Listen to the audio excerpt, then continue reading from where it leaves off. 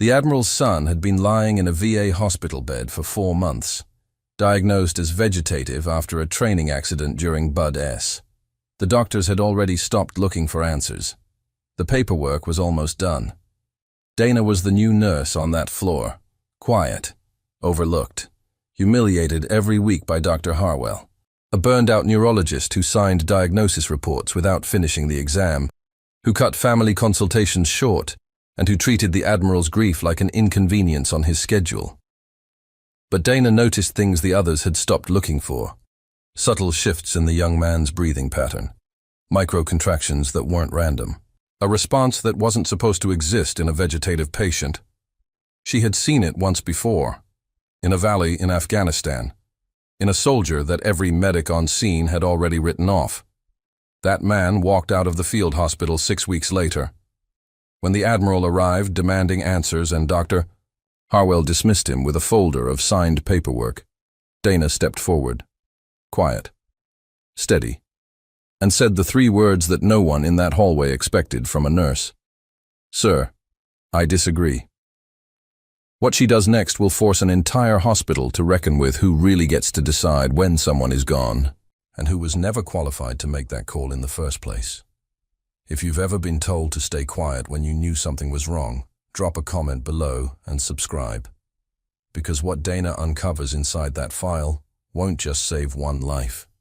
It will expose how many others were never truly checked.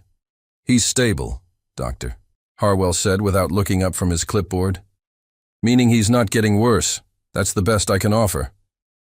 The Admiral stood at the foot of the bed with his cover pressed against his chest. His dress uniform was pressed sharp. His face was not. "He moved his hand last Thursday," the Admiral said. "The night nurse reported it, Doctor." Harwell finally looked up, but not at the Admiral. He looked at the wall behind him, the way people look when they have already decided the conversation is over and are simply waiting for the other person to understand that. "Spontaneous motor activity," he said. "It happens with vegetative patients. It means nothing clinically. He's my son, and he's my patient. I understand your grief, Admiral, but we've run every protocol. The diagnosis is consistent. Prolonged vegetative state following severe traumatic brain injury. There is no meaningful brain activity. The kindest thing you can do now is begin considering long-term options." He set the clipboard down on the counter and walked out before the Admiral could respond. The ICU room absorbed the silence the way hospital rooms always did, indifferently, the monitors continuing their quiet work, the ventilator cycling with mechanical patience, the overhead lights staying exactly as bright as they had been a moment ago when a physician was still pretending to care.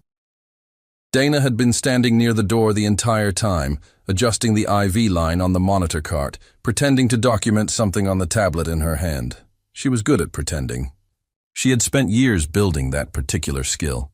She watched the Admiral stand there after Harwell left. He didn't cry. He didn't move. He just stared at his son like a man who had survived every battlefield the Navy had ever sent him to, only to find himself losing to a clipboard in a fluorescent-lit room on American soil. She knew that look. She had worn it once herself, in a different context, in a different country. But the shape of it was the same. The look of a person who has run out of official options and is standing at the edge of something they cannot cross alone. Dana set the tablet down and checked the monitor readings the way she had been checking them every hour for 11 days. Respiratory rate 11. Heart rate 54, oxygen saturation 97, blood pressure 110/68. All of it technically within range for a vegetative patient. All of it technically fine. She did not think it was fine. She had been thinking that for 11 days, and she had learned not to say it out loud. Not here. Not to Harwell. The last time she had flagged something unusual in a chart, he had called her diligent in a tone that made the words sound like an accusation and reassigned her to intake for a week. Donna moved to the bedside and checked the positioning of the young man's arm the way her job required. 23 years old, Petty Officer 3rd Class Kyle Merritt. He had been 8 weeks into Bud S, basic underwater demolition and SEAL training when the accident happened. A diving evolution gone wrong. Anoxic brain injury following submersion. He had been pulled out of the water. He had been resuscitated on the dock. He had never come back, at least not the way anyone expected, or the way anyone here seemed willing to look for. She smoothed the blanket near his shoulder and let herself look at his face for a moment longer than the task required. He had dark circles under his eyes the way long-term patients often did. His cheeks were slightly sunken.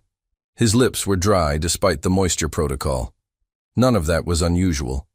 What was unusual was the faint tension around his jaw that she had first noticed 11 days ago, on her third shift on the floor.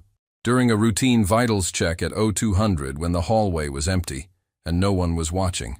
Not a reflex, not a spasm. Something more deliberate than either of those. Something effortful, the way a thing is effortful when it is being done against resistance. She had documented it. Twice. Harwell had noted artifact both times in the chart without once walking into the room to look at the patient himself. The Admiral finally turned from the bed and looked at her. He had probably registered her before the way people registered furniture, as part of the room's inventory, rather than as a person in it. "How long have you been on this floor?" he asked. 6 weeks, she said. He nodded once, the way officers nod when they are calculating something and don't want you to know they're calculating it. "You were here Thursday night?" "No, sir. I read the report." He looked back at his son.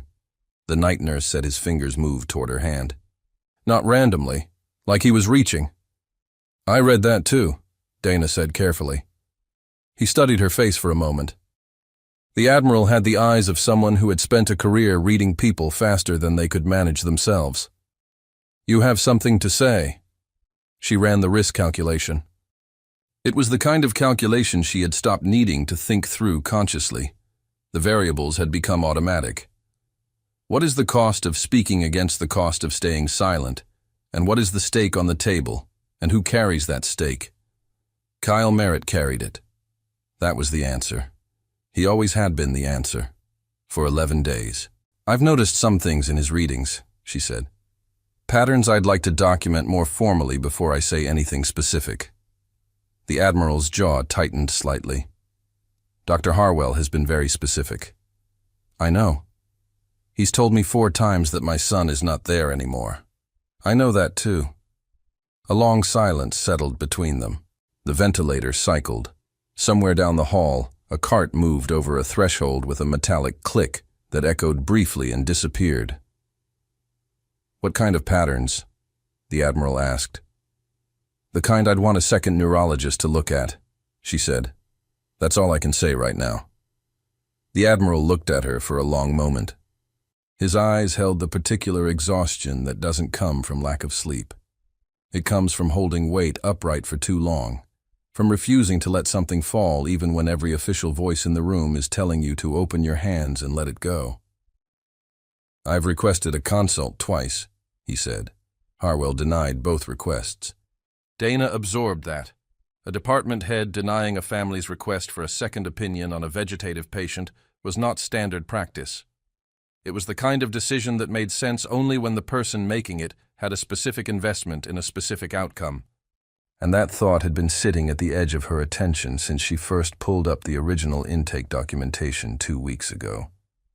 The Admiral put his cover back on his head with the same precise economy he probably applied to everything, and walked to the side of the bed. He stood very close to his son, but did not touch him, like a man who had been told too many times that the person in front of him was already gone and was afraid that reaching out might prove it. "Kyle," he said quietly. "I'm here." Nothing happened. The monitors held steady, the ventilator cycled, and then Dana saw it, just for a second. So brief that anyone at the wrong angle or looking at the wrong part of the room would have missed it entirely. The faint crease between Kyle Merritt's eyebrows deepened. Not a spasm. Not the random motor artifact of a body running its basic maintenance routines. Something different in quality. Something that had the character of effort rather than reflex. The particular expression a face makes when the person behind it is trying very hard to do something the body no longer remembers how to do. She did not say anything. She noted the time on the tablet. 13:47 hours. She noted the stimulus. Paternal voice. Close proximity. Direct address by first name. She noted the response. Bilateral corrugator activation, approximately 1.5 seconds duration, resolved spontaneously. She flagged it for the attending. She already knew what Harwell would write. She documented it anyway, because documentation was the only currency available to her right now, and she intended to spend every coin.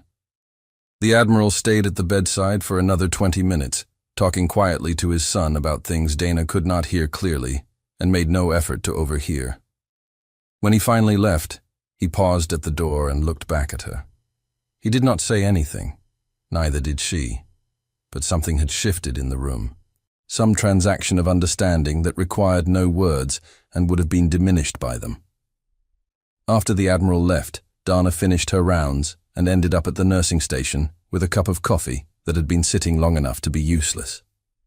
She drank it standing, the way she always drank it, facing the hallway, back never entirely to the door. Old habit, the kind that had become structural rather than conscious.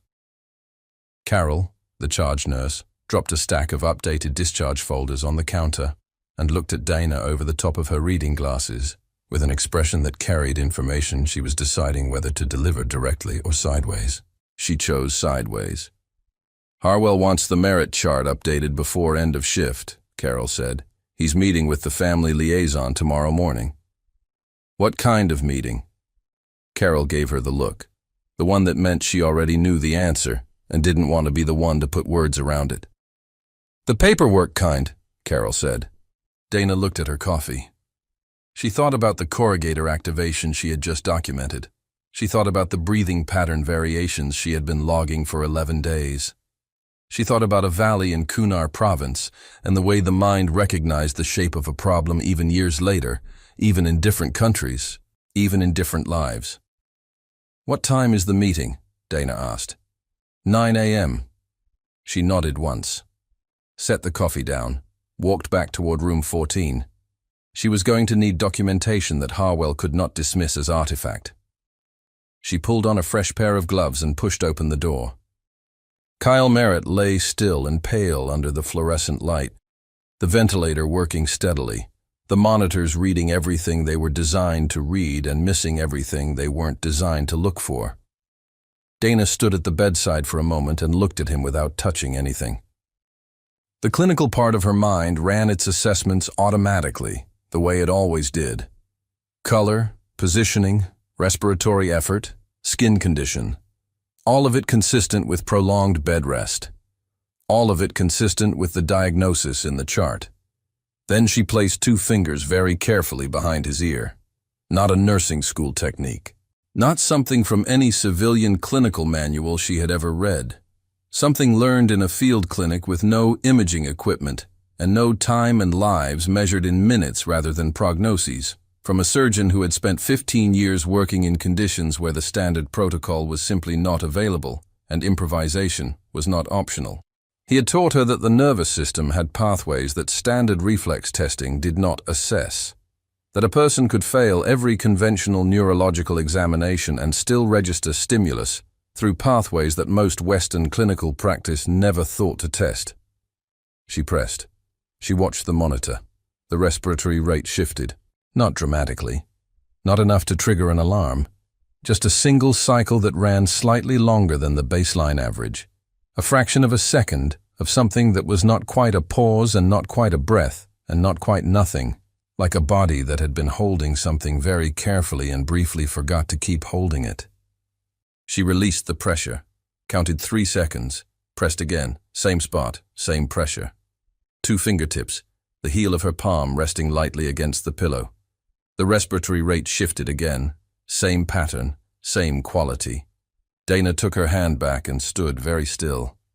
She had seen this twice now in controlled conditions. She had seen a version of it once before in a different country, with different equipment and significantly higher stakes in the immediate moment.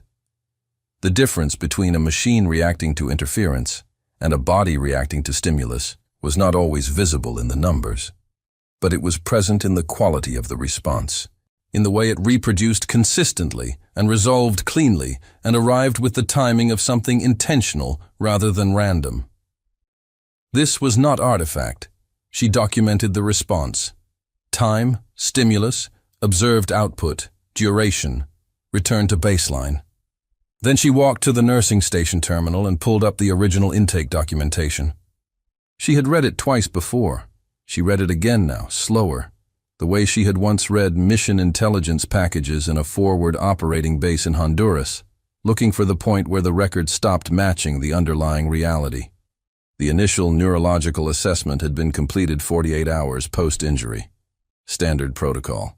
Glasgow Coma Scale scoring, brainstem reflex testing, apnea protocol, all documented as consistent with no meaningful brain activity. The confirmatory assessment, required for vegetative state diagnosis, had been completed 5 days later. She looked at the timestamp.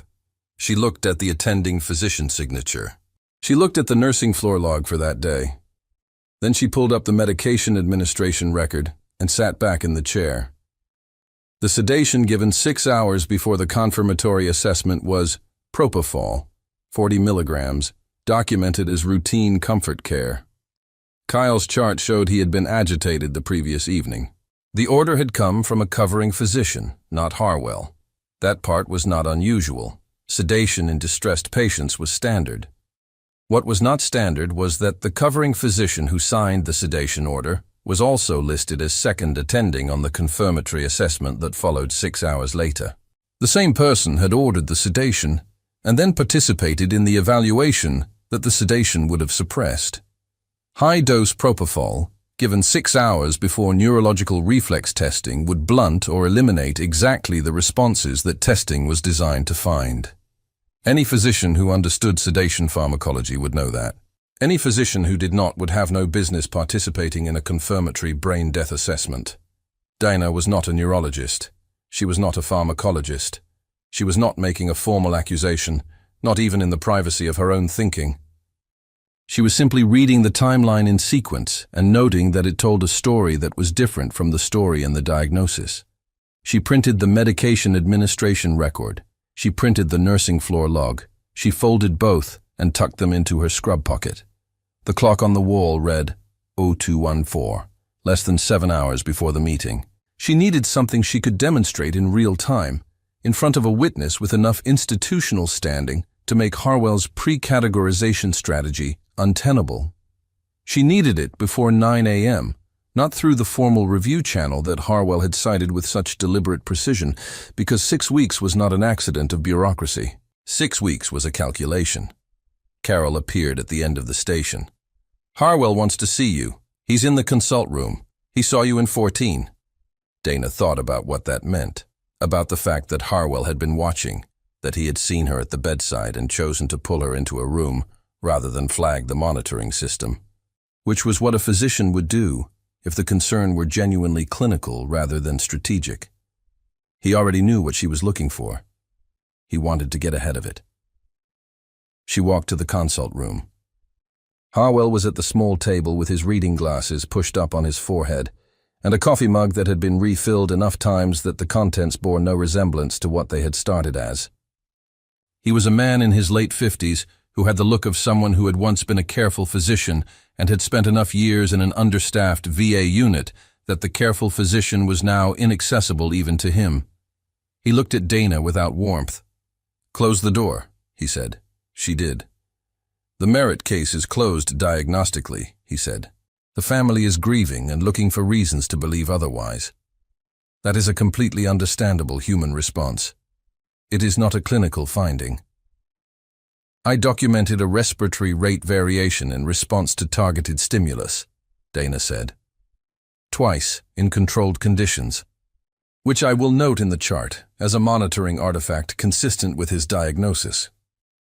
I also have questions about the medication administration timing before the confirmatory assessment."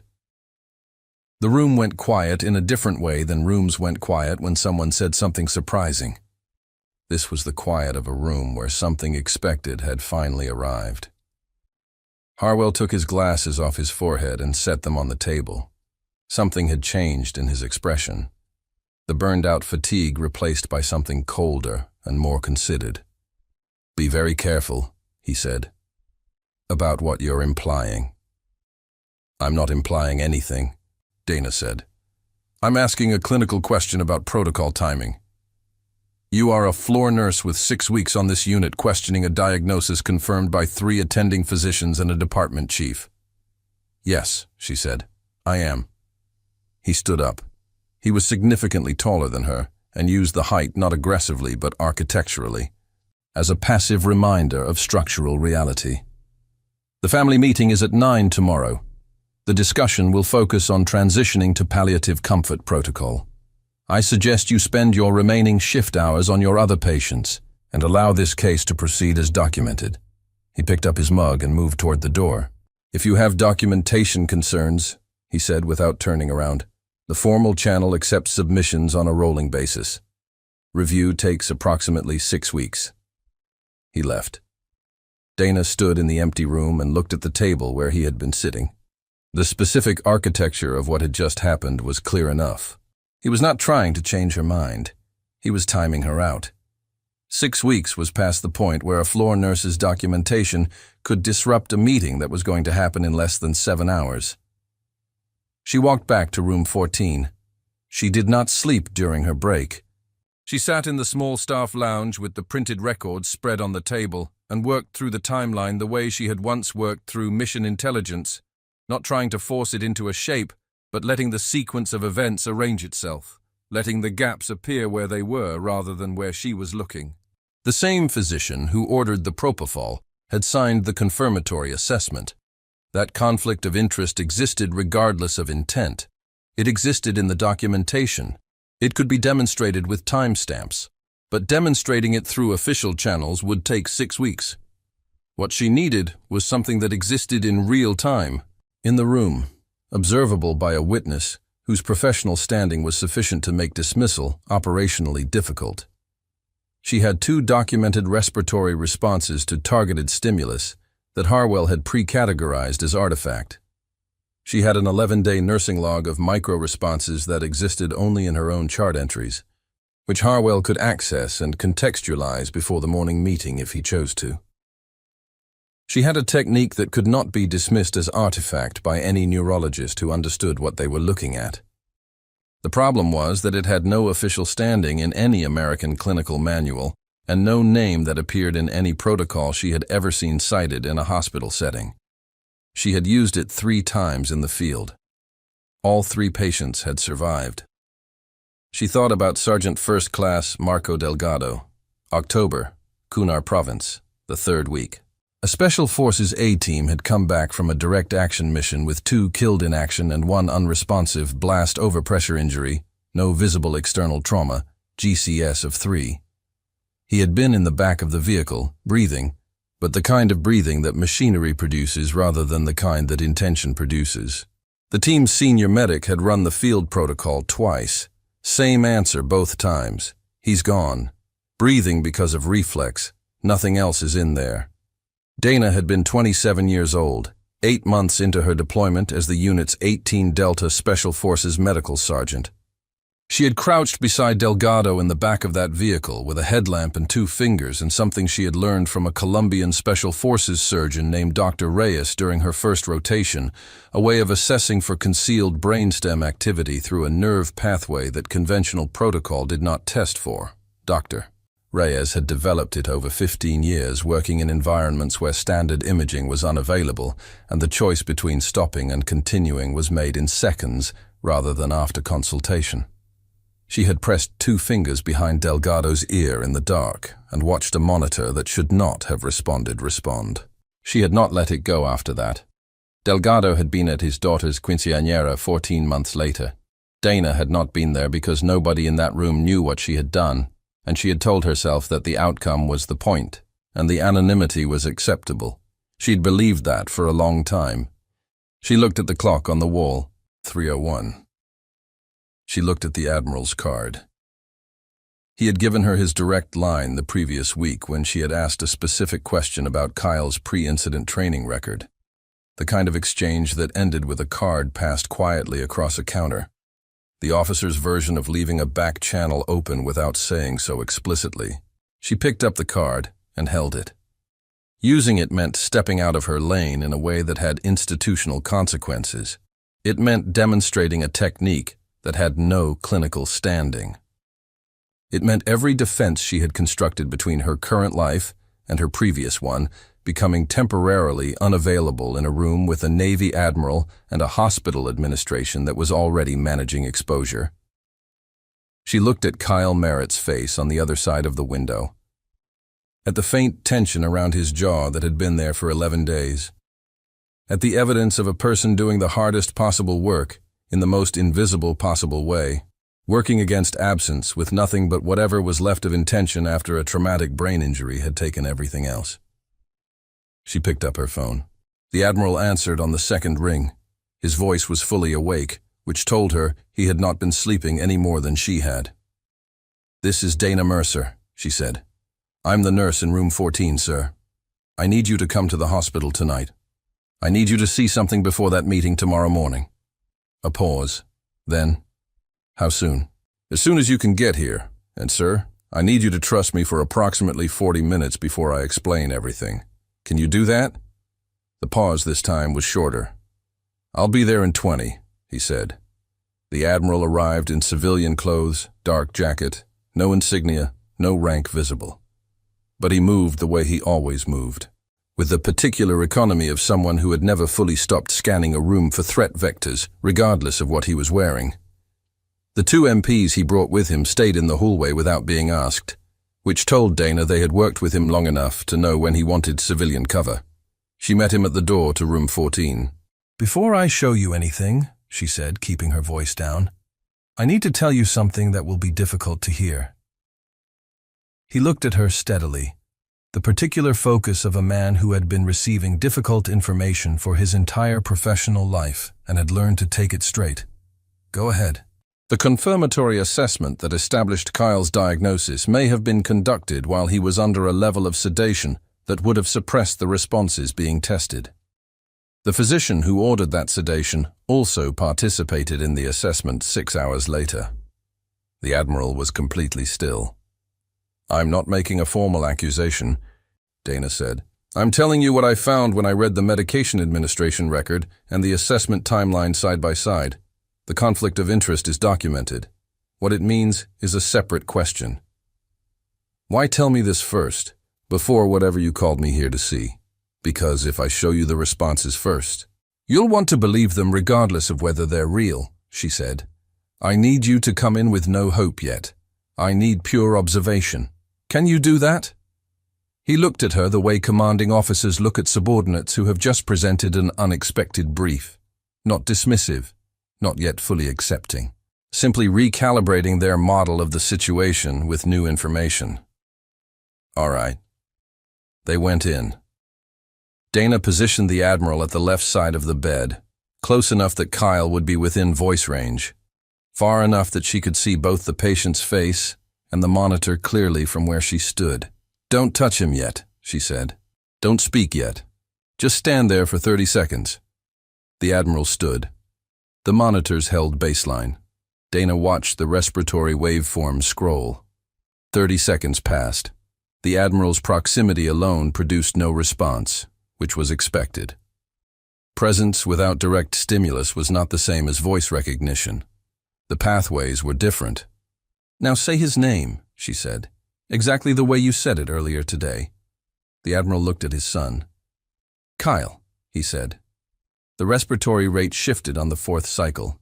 Not dramatically, not enough to alarm, but present in the trace, a slightly extended cycle with a different quality than the surrounding pattern. Dana had documented this precise response 3 times across 3 separate sessions. She knew what it looked like, and she knew it was reproducible. The Admiral's jaw tightened almost imperceptibly. "Again," Dana said. "Kyle." The shift returned. The Admiral's eyes moved from the monitor to his son's face, and then back to the monitor. "I'm going to apply a stimulus now," Dana said. "I want you to watch his face, not the monitor. His face." She placed 2 fingers behind Kyle's ear and pressed. The cardiac response came clean and fast, brief and unmistakable, the signature of a nervous system that had processed incoming information and redirected resources in response to it. The Admiral watched his son's face. The crease appeared between Kyle Merritt's brows, the faint bilateral corrugator activation that Dana had been logging for 11 days. The expression a person makes when they are concentrating very hard on something the body barely remembers how to do. Dana released the pressure. "Now speak to him," she said. "Tell him you're here." The Admiral leaned forward, and his voice when it came out was different from the voice he used when he was addressing a room or a situation. Something underneath the command register. Something that existed in a register that only came out when a person was talking to someone they were not willing to lose. "Kyle," he said. "I'm here. I'm not leaving." The monitor moved again. Not the cardiac response this time.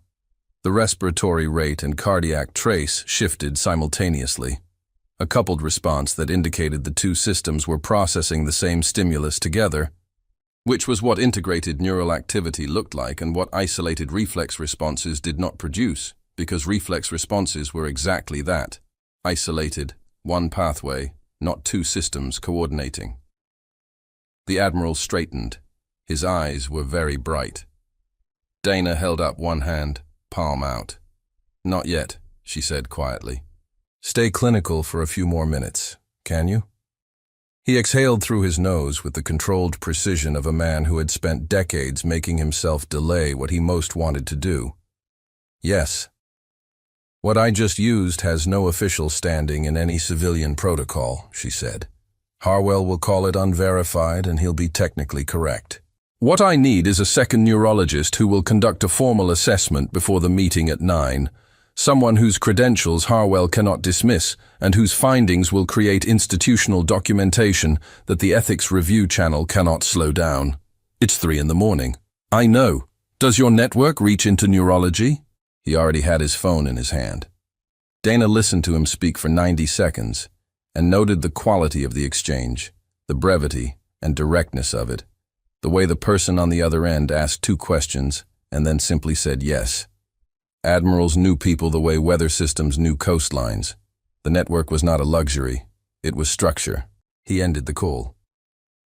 "Dr. Elaine Torrance," he said, "Chief of Neurotrauma at Naval Medical Center, Portsmouth. She'll be here at 7. Harwell will know something is happening before the meeting starts." "Yes, he will. He'll move to lock the chart and route through administration." The Admiral's voice returned fully to its command register, the stripped vulnerability of a moment ago gone, something harder and more operational beneath it. "This is my son, and I have been very patient with this institution." Dana pressed 2 fingers behind Kyle's ear one final time, lightly, almost a touch rather than a full application of pressure. The respiratory trace shifted. "He knows you're here," she said quietly. "He's been working very hard for a long time." The Admiral looked at his son in silence for a long moment. "How do you know what that looks like?" he asked. It was the same question that had been forming behind his eyes since the moment Dana had stepped toward him in the room and said she disagreed, and she had been deflecting its various preliminary approaches for hours. But it was 0340, and his son was in that bed, and some accounting had to be made. "I learned this technique in a field clinic in Afghanistan," she said. "From a surgeon who worked in conditions where standard imaging was unavailable, and the margin for error was measured in minutes. He taught me that the absence of a conventional response is not the same as the absence of a person, that some pathways require specific stimulus to demonstrate activity, and that the pathways not being tested is not evidence that they don't exist." The Admiral held her gaze with the attention of someone who was no longer processing just what he was hearing, but recalibrating who he was hearing it from. "What unit?" She held his gaze in return. 7th Special Forces Group, 18 Delta. The room was quiet for a moment. The monitors ran their traces. The ventilator cycled. "How long?" he asked. 10 years. He looked at her scrubs, at the floor nursing badge. at the ash-blonde hair slightly loose from where she had tucked it back hours ago, at the unremarkable presentation she had spent years assembling. "And now you're here," he said. "And now I'm here," she agreed. He did not ask why. She had worked with enough officers to know that the ones who had seen enough understood that the reasons people left service and built civilian lives around themselves were as individual as the service itself, and that the question could be asked with genuine interest and still land like a violation. "Dana," he said. "Sir, thank you for calling me." She nodded once. "Get some rest before 7 if you can," he said. "I have a feeling we're going to need you at your best." She walked out of room 14 and down the hallway, and she did not think about the choice she had just made, because the choice had been made at 0301 when she dialed, and there was nothing productive in relitigating it. She thought instead about what the next 4 hours required and what she needed to have ready, and how to position herself so that when Dr. Torrance arrived, Dana would be useful rather than a liability. She had made her choice. She was ready for what it cost. Dr. Elaine Torrance arrived at 0648, 61 years old, compact, precise in the way that people are precise when they have been doing difficult work under pressure, long enough that precision is no longer an effort, but a permanent condition. Gray hair and a shortcut that had probably looked exactly the same for 15 years. A leather bag that had clearly been to several countries and showed it. She moved through the VA hallway with the quality of a building that had been informed of her arrival and had chosen not to argue about it. The Admiral met her at the elevator and spoke to her for less than 2 minutes. Dana watched from the nursing station. Whatever he told her produced no visible surprise in Dr. Torrance's expression. She looked across the hallway at Dana once. A brief professional assessment, the kind that took in and catalogued without distributing reaction, and then walked to room 14. Dana followed. Dr. Torrance set her bag on the counter, pulled on gloves, and looked at the monitor for 45 seconds without speaking. She read the waveform, the way experienced clinicians read it, not looking for individual data points, but for pattern, for the texture of a physiological landscape that communicated more in aggregate than in any single measurement. Then she looked at Dana. "Show me what you found," she said. Not to the Admiral, not to the charge nurse visible through the window, to the nurse. Dana moved to the bedside. She placed 2 fingers behind Kyle's ear and pressed. The cardiac spike came on cue, clean and brief. Dr. Torrance leaned in and watched the trace with complete attention. Her expression did not change. "Again," she said. Dana pressed again. Same response, same character, same duration, same return to baseline. Dr. Torrance straightened and looked at the respiratory waveform. "Speak to him," she said to the Admiral. "His name, Kyle." The respiratory rate shifted on the 4th cycle. Dr. Torrance watched it scroll across the screen without comment. Again, Kyle. The shift returned. The same pattern Dana had documented over 11 days in different conditions at different times of day. Dr. Torrance was quiet for a moment. Then she took the chart from the end of the bed and read it with the same quality of attention she had given the monitor. She was not skimming. She was reading, turning pages with deliberate pace, spending extra time on certain sections in a way that communicated she was building a picture rather than confirming one. When she reached the medication administration section, she stopped. She read it a second time. She set the chart down. "Who was the covering physician on the sedation order?" she asked Dana. "Dr. Calloway. He also signed as second attending on the confirmatory assessment 6 hours later." Dr. Torrance looked at the Admiral. "I need the original scan files, not the report. Raw imaging data. Can you authorize outside attending access to the archived imaging system?" "Tell me exactly what you need," he said. "Formal family authorization for independent review of all archived neuroimaging. I can make the request myself, but direct family initiation accelerates the process significantly." He was already on his phone. Dr. Torrance began the assessment. Full brainstem protocol, the complete version that Harwell had described in the chart as having been performed, conducted as though it had not been. She worked without narrating. Some physicians performed examinations for an audience. Dr. Torrance simply conducted them, moving through each component with the efficiency of someone who had done this hundreds of times in conditions where time was not a courtesy. Pupillary response, corneal reflex, oculocephalic reflex. At 0721 Harwell arrived. Donna heard him before she saw him, his voice in the hallway carrying the volume of a man who has just learned that the situation he believed he had managed has restructured itself while he was not watching. He pushed the door open and took in the scene with a single rapid assessment. He saw Dr. Torrance at the bedside. He saw Dana near the wall. He saw the Admiral standing at the foot of the bed with his arms at his sides and his expression doing nothing helpful for Harwell's composure.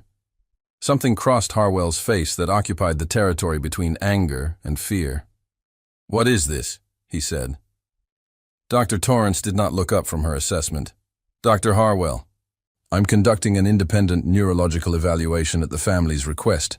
I'll have preliminary findings available for the 9 o'clock meeting. This is my patient. Any outside consult is routed through the department head and through administration. The patient's legal next of kin has the right to request an independent evaluation," Dr. Torrance said. "That right supersedes departmental routing protocol in cases involving disputed diagnosis. You are aware of that provision." Harwell's jaw tightened. His eyes moved to Dana. "You called the family in the middle of the night," he said. "You used unvetted procedures on a vegetative patient and sent his father into a panic, and now you have brought an outside physician into my unit without authorization, and I want your badge removed from this room immediately." The Admiral stepped forward. He did not change his volume. He did not alter his posture toward any visible degree of threat. He simply moved so that he was positioned between Harwell and the rest of the room with the particular stillness of a person who has stopped performing non-aggression and is simply being exactly what they are. "Dr. Harwell," he said, "my son is in that bed. A physician I trust is assessing him. You are going to stand in the hallway, and you are going to wait.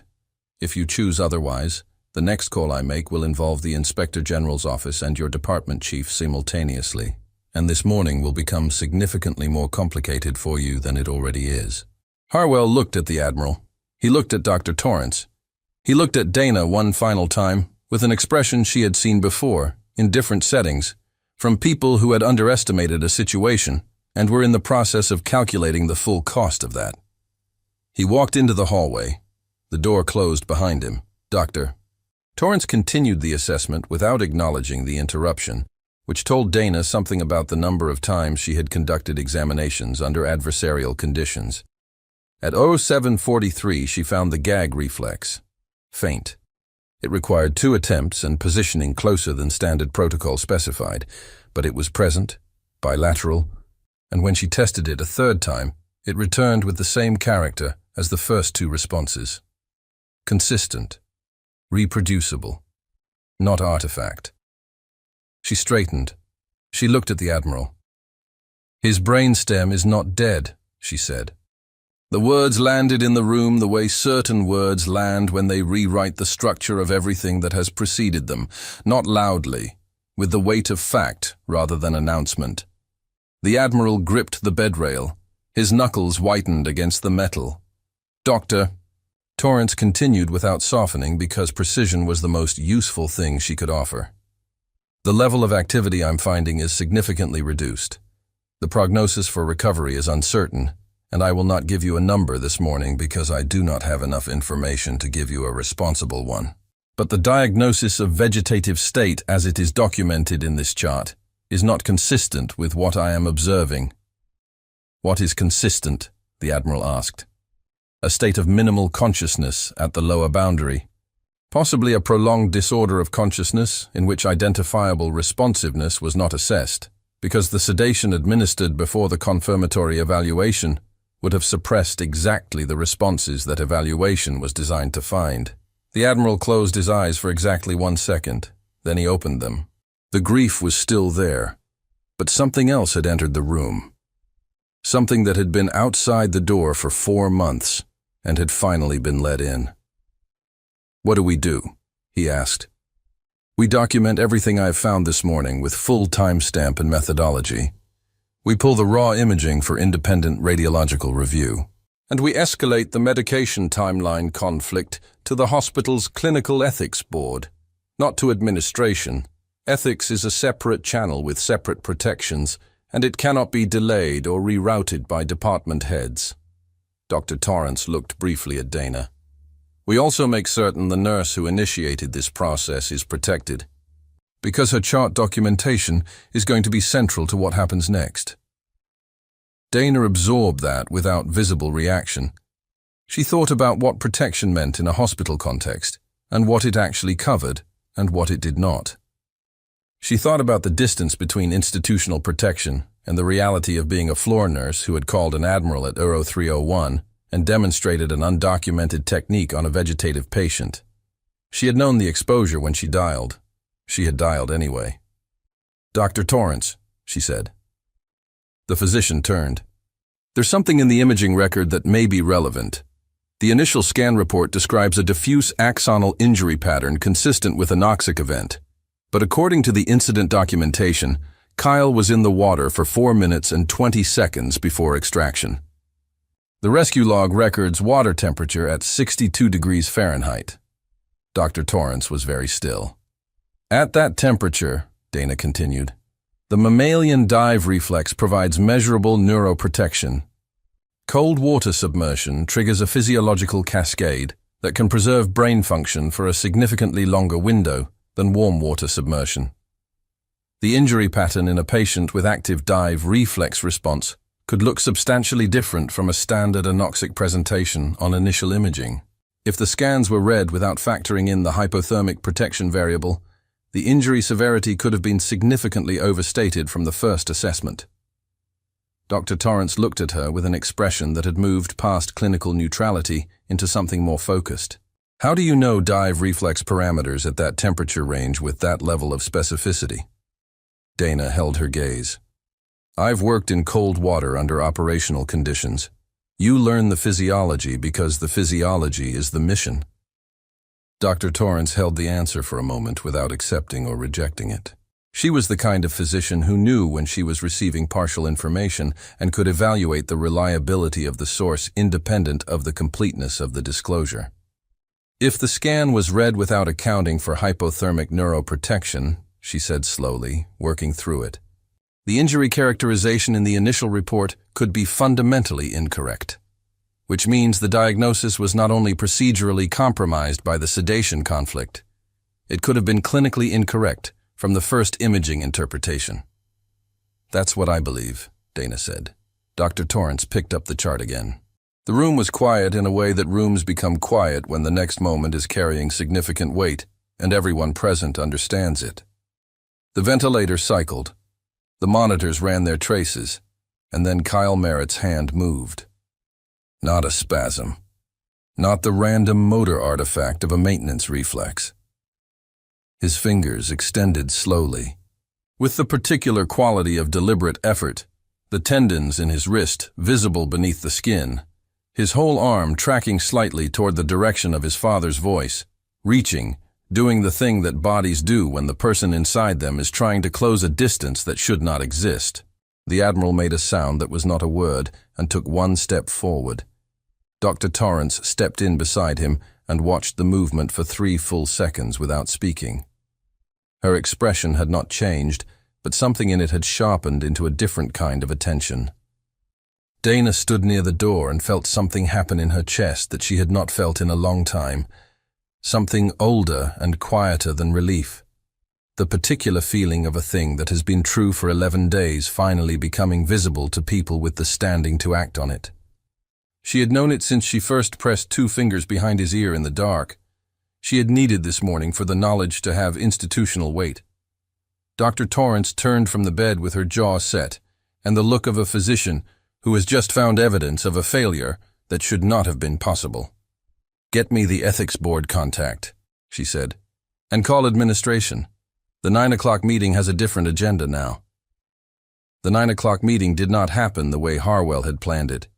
It took place in a different room, with different people, and the documents on the table were not the ones he had prepared. By 0814, the VA hospital's clinical ethics officer, Dr. Patricia Wen, had arrived with a legal pad and the expression of someone whose phone had rung at a time that made sleep irrelevant, who had listened to what was said and had come immediately. By 0831, a hospital administrator had appeared with two people in civilian clothes whose specific posture identified them as individuals whose professional function was to be present in rooms before situations became officially documented. By 0847, Harwell had been asked to wait in a separate conference room. He had gone without speaking. The silence was more informative than anything he could have said. Dana was sitting in the hallway outside room 14, on a chair she had pulled from the nursing station. She had been on shift for 11 hours. She was not tired in the way that shift length usually produced tiredness. She was very awake, the particular quality of alertness that certain kinds of sustained focus created. Carol appeared with 2 cups of coffee and the expression of someone who had been processing the morning's events and had not yet arrived at the end of that process. She sat in the chair beside Dana and handed her a cup. The hallway was quiet. Somewhere at the far end, a monitor beeped twice and was answered by footsteps. The ethics board meeting continued behind a door 30 feet away. "I saw what you documented," Carol said finally. "Over the last 11 days, all of it." Dana drank the coffee. "I should have looked harder," Carol said. "I've been on this floor for 9 years. I should have looked harder than I did." Dana thought about what that sentence carried. About 9 years of learning to survive in an environment where the path of least institutional resistance ran in a very specific direction. About how Carol was kind and careful and had become fluent in the shape of a system that rewarded not seeing things. And how that fluency was not a character failure, it was an adaptation. "You're looking now," Dana said. Carol turned her cup in her hands. "Who are you?" she asked. Not as an accusation. As a genuine question, the kind asked when the person you thought you knew has demonstrated that you only knew the surface. Dana looked at the closed door of room 14. "Right now, I'm the nurse on this floor," she said. "That's the part that mattered this morning." Carol accepted it the way people accept answers that are honest without being complete. At 0923, Dr. Torrance came out of the ethics meeting and walked directly to Dana. "The raw imaging has been pulled for independent radiological review," she said. "The ethics board has opened a formal inquiry into the assessment protocol and the medication administration timeline.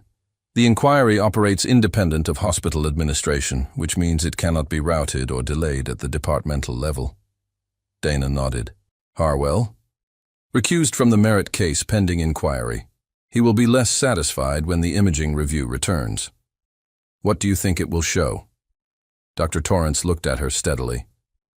"I think it will show a scan interpreted by someone who had decided what they were going to find before they looked at it," she said. "Which is among the most dangerous errors a physician can make, and among the most difficult to detect from outside the clinical relationship because the documentation looks complete. But it won't be. It won't be." A pause. "The Admiral is waiting to speak with you," Dr. Torrance said. Dana finished the coffee, stood, and walked to room 14. The Admiral had not left since his arrival at 0310. His civilian jacket was folded over the chair in the corner.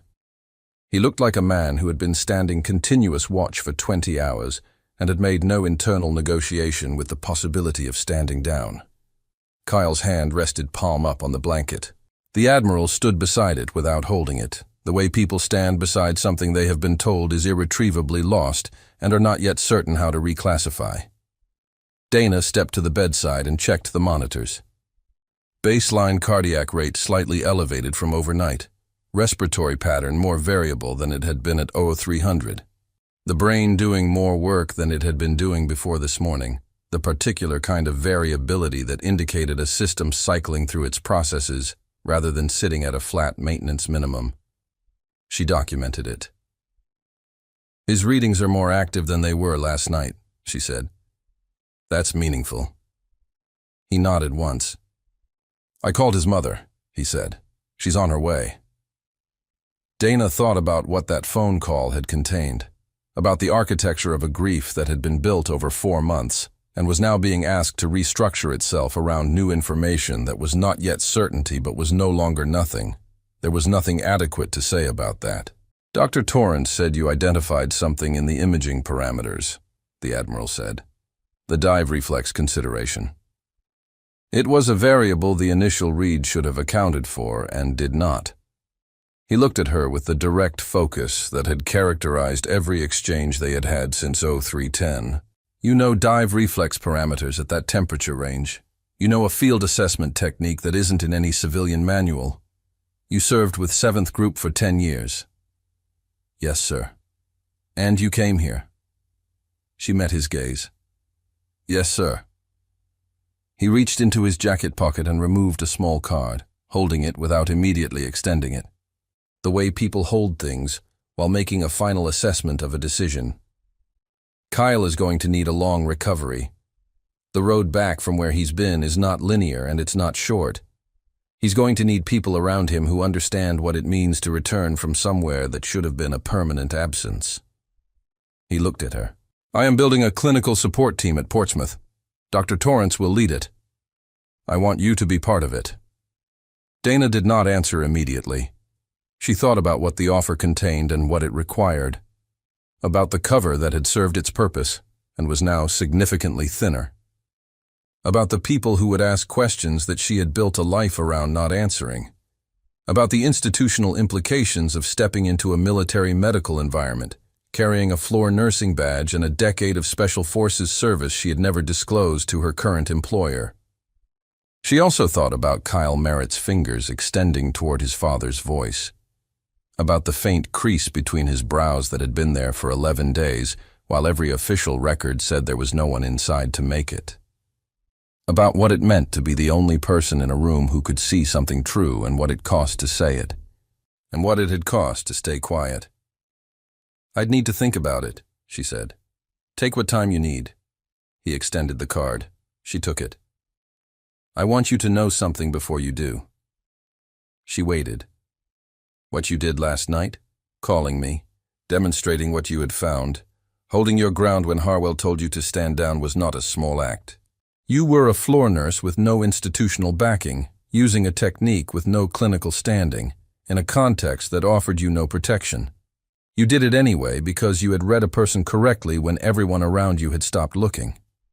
I was doing what needed to be done, she said. Yes, he said.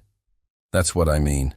Dana looked at Kyle, at his hand resting open on the blanket, at the rise and fall of his chest that carried a different meaning than it had carried yesterday.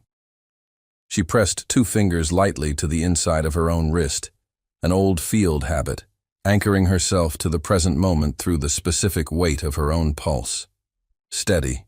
It was always steady when it mattered most. She put the Admiral's card in her scrub pocket. 3 weeks later, Kyle Merritt opened his eyes, not on a schedule, not during a formal assessment, not as part of any protocol or demonstration.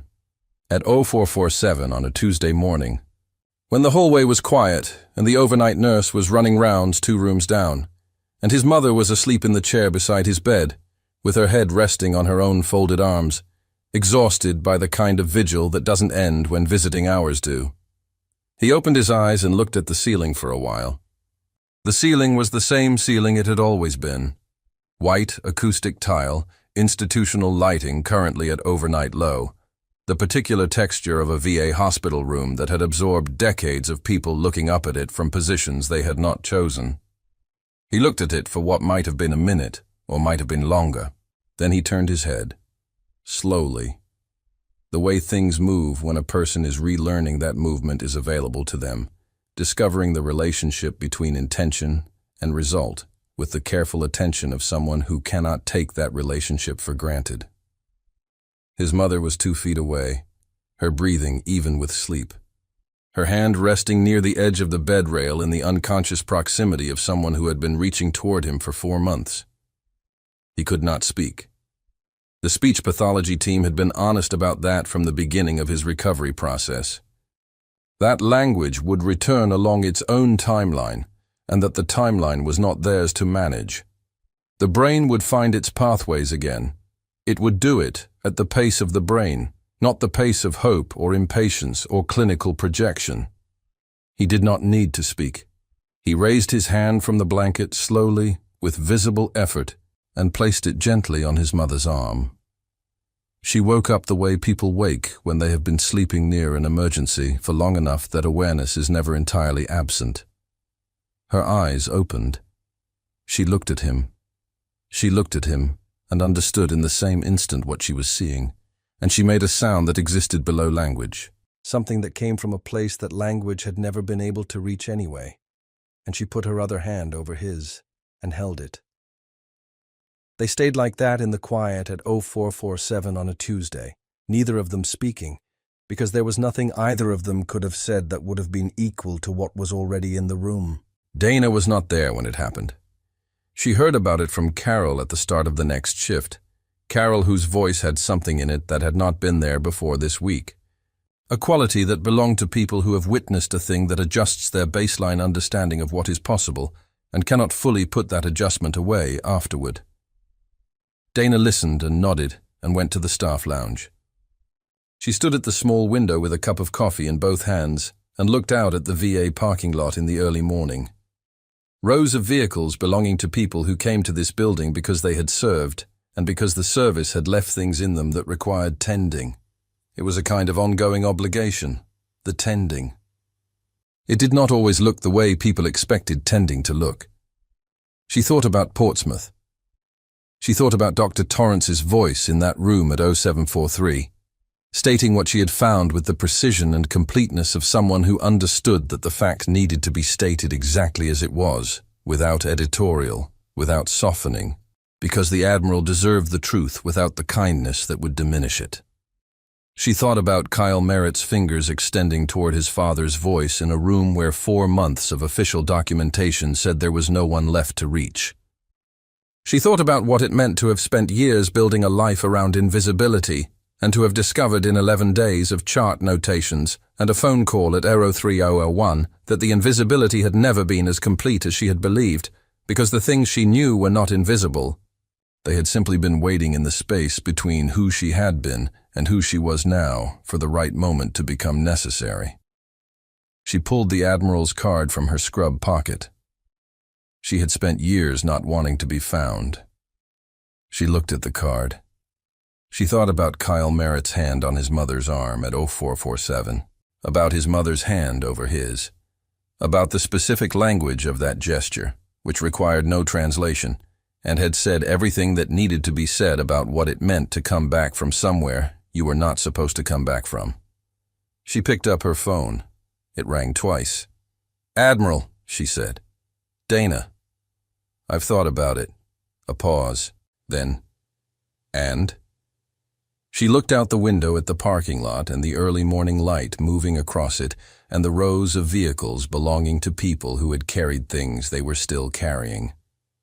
"Tell Dr. Torrance I'll be in Portsmouth on Monday," she said. When he answered, his voice had the quality of a man who had learned over a long career to keep relief out of his register and was not fully succeeding. "I'll tell her." Dana ended the call. She put the card back in her pocket. She put on a fresh pair of gloves. She went back to work. The end.